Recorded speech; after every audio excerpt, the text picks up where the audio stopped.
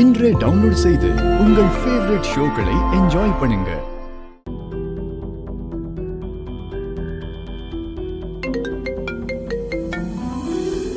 Hello Verma. என்ன madam, ரொம்ப டென்ஷன்ல சுத்திக்கிட்டு இருக்கீங்க போல் இருக்கு. ஆனா நான் உங்களோட ரொம்ப டென்ஷனா இருக்கேன். கவலைப்படாத, சீக்கிரமே உன்னை நான் ஒரு நிம்மதியான இடத்துக்கு அனுப்பி வைக்கிறேன். வாவ் மேடம், என்ன மேடம் நான் பேச வேண்டியது எல்லாத்தையும் நீங்க பேசிக்கிட்டு இருக்கீங்க? அவ்வளவு கான்பிடென்டா?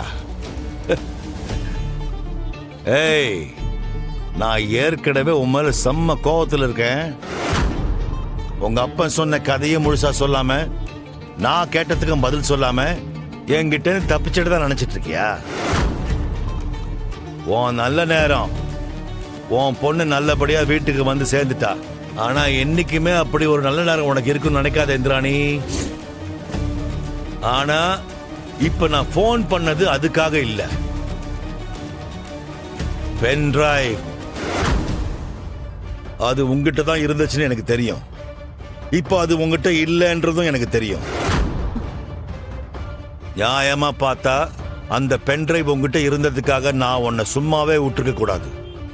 ஆனா இப்ப எனக்கு உன்னை விட அந்த பென் டிரைவ் தான் முக்கியமா படுது. அந்த ஒரு காரணத்துக்காக தான் உன்னை இன்னும் விட்டு வச்சிருக்க இந்திராணி. ஆனா நீயும் இப்ப போலீஸுக்கு சரிசமமா அந்த பென் டிரைவை கண்டுபிடிக்கணும்னு துடிச்சிட்டு இருக்கியாமே, கேள்விப்பட்டேன். அப்படி இருந்தா அதை இப்பவே நிறுத்திக்கோ. அதுதான் உனக்கும் நல்லது, உன் குடும்பத்துக்கும் நல்லது. என்னடா பண்ணுவ? என்ன கேட்ட? என்னடா பண்ணுவேன்னு கேட்டேன். ஏண்டா, நீயே ஒரு ஃப்ராடு கிரிமினல். நீ பாட்டுக்கு உன் இஷ்டத்துக்கு தப்பு பண்ணிட்டு சுத்திட்டு இருப்ப. நாங்க அதை பார்த்துட்டு அப்படியே சும்மா இருக்கணுமா? ஏதாவது எவிடன்ஸ் கிடைச்சுதா? சரி, எதையும் அசால்ட்டா விட்டுறாதீங்க. கிடைக்கிறது சின்ன விஷயமா இருந்தா கூட அதை பத்தி கொஞ்சம் நல்லா சர்ச் பண்ணி பாருங்க. இத பாருங்க, அடுத்த ஹியரிங்ல கண்டிப்பா சித்தப்பா மேல எந்த தப்பும் இல்லைன்னு ப்ரூவ் பண்ணி அவரை வெளியில கொண்டு வந்தே ஆகணும்.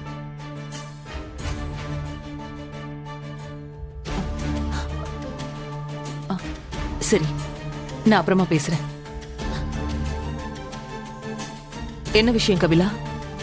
அக்கா, என்கிட்ட நீ ஏதோ சொல்லணும்னு தானே வந்திருக்க? ஆமாக்கா. சரி, உட்காரு.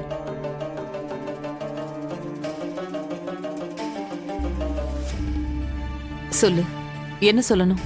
அக்கா, அப்பாவை வெளியே கொண்டு வர்றதுக்கு எனக்கு ஒரு ஐடியா தோணுச்சு. அத பண்ணலாமான்னு கேட்க தான் வந்தேன். அப்படியா? என்னன்னு சொல்லு. என்ன ஐடியா? அப்பாவுக்கு இப்ப பெயில் கிடைக்காததுக்கு காரணம் அவங்க சைட்லயும் சரி, நம்ம சைட்ல இருந்தும் சரி, ஒரு ப்ராப்பரான எவிடன்ஸே இல்லக்கா. இருந்தாலும் அப்பா மினிஸ்டரை பார்த்துட்டு வந்த ஒரே காரணத்தை வச்சுதான் அவங்க அப்பா மேல இந்த கேஸையே போட்டிருக்காங்க. அவங்க நினைச்சா மினிஸ்டரை கொன்னது யாருன்னு ஈஸியா கண்டுபிடிச்சிடலாம்க்கா. ஆனா இப்ப வரைக்கும் அவங்க சைட்ல அதுக்கான எந்த எஃபர்ட்டும் எடுக்கிற மாதிரியே தெரியலக்கா. எப்படியாவது அப்பாவை இந்த கேஸ்ல கொலைகாரரா ஃப்ரேம் பண்ணி உள்ள வைக்க தான் பாக்குறாங்க. அதுக்கான காரணம் என்னன்னு உங்களுக்கே தெரியும்.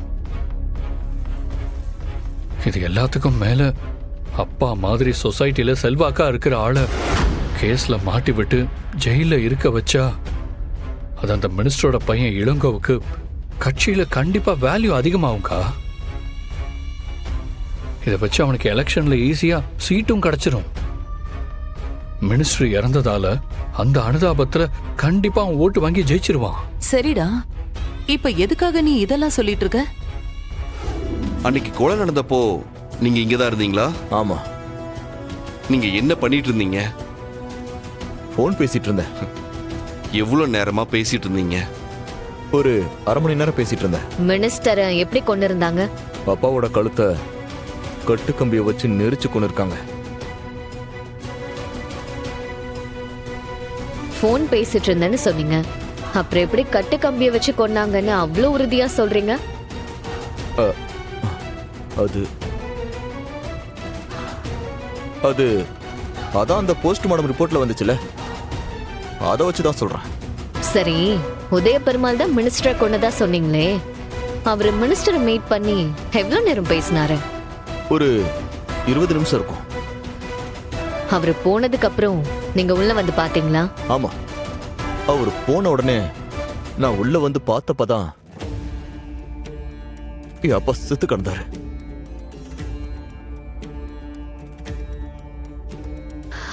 சரி, உதய பெருமாள் வீட்டுக்கு வந்தத நீங்க கண்டிப்பா பாத்தீங்களா? எங்க அவர் இங்க வந்ததை பார்த்தது மட்டும் இல்ல, நான் தான் அவர்கிட்ட பேசிட்டு உள்ள அனுப்புனேன். அது எப்படி சார்? உதய பெருமாள் கிட்ட நீங்க பேசினதா சொல்றீங்க, அவர் உள்ள போய் மினிஸ்டர் கிட்ட பேசினது 20 நிமிஷம் தான் இருக்கும்னு சொல்றீங்க. ஆனா நீங்க போன்ல பேசினது அரை மணி நேரம்னு சொல்றீங்களே.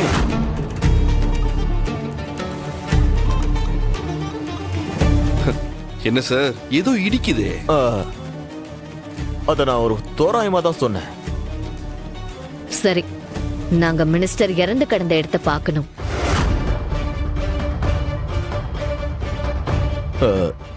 எதுக்கு? எதுக்கா சார்? Investigation sir.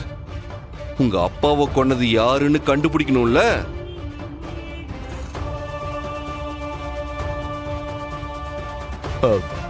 சரி சரி வாங்க.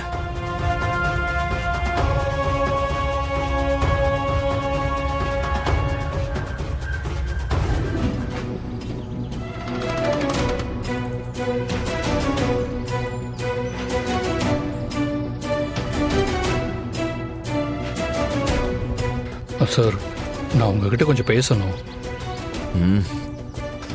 பேசு. எங்க அப்பாவுக்கும் இந்த கொலைக்கும் எந்த சம்மந்தமும் இல்லை சார். இதுல ஏதோ தப்பு நடந்திருக்கு சார். ஏய், உங்க அப்பா கொல்லனா அப்ப யாரு? நான் கொல்லன்னு சொல்ல வரியா?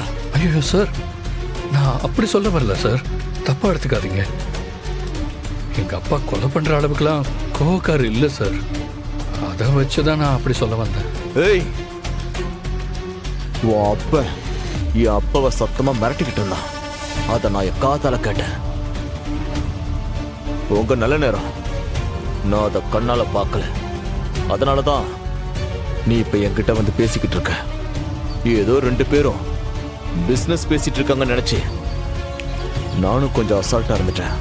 நான் மட்டும் உன் அப்பா சத்தம் போட்ட அப்பவே உள்ள போயிருக்கணும்.